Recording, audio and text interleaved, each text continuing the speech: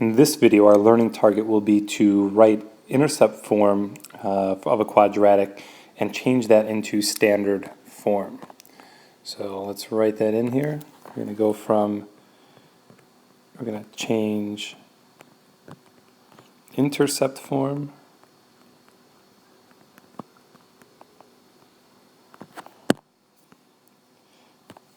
into standard form.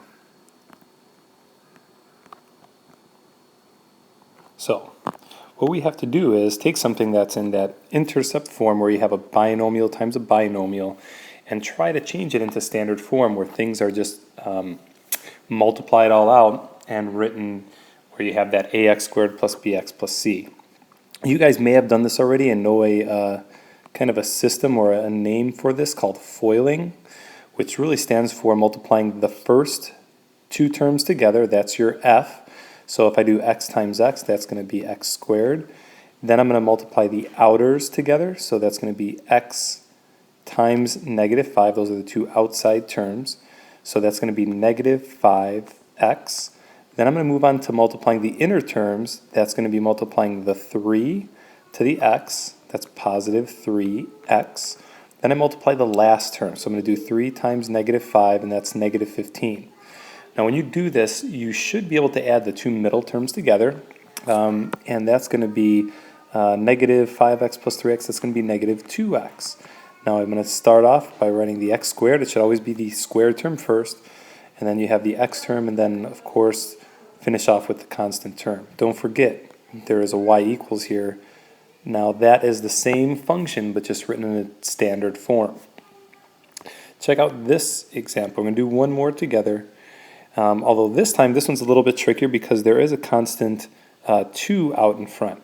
What I would suggest you do is let's just focus on these two binomials and FOIL first by doing x times x, x squared, x times 3 to get positive 3x, negative 2 times x to get negative 2x, then negative 2 times positive 3 is negative 6.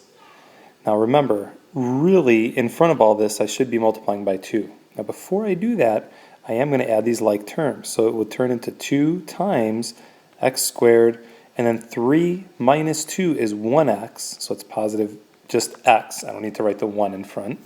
And then take away 6.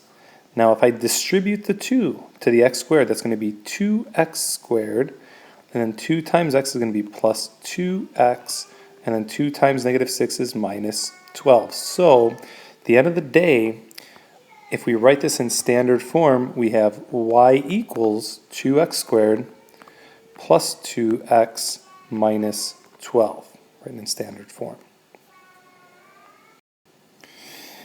We're going to do one more example together, and it's similar to the last one where I'm going to FOIL out first, then multiply the negative 2. So I'm going to work through this by doing x times x to get my x squared. X times negative 7 is negative 7x. And then I have a negative 2 times x, that's a negative 2x. And then negative 2 times negative 7 is positive 14. Now if I add these like terms, I have x squared minus 9x's, negative 7 minus 2 is a negative 9, and then I add 14. Now don't forget, I still have a negative 2 out in front that I have to distribute. So my final answer is going to be y equals negative 2x squared plus 18x, and then minus 28. So there is your equation, and you can hear my daughter counting Polish in the background. She's having a good time doing math already, 2.5. So anyway, thank you for watching, and I would like you guys to see if you can do this one on your own.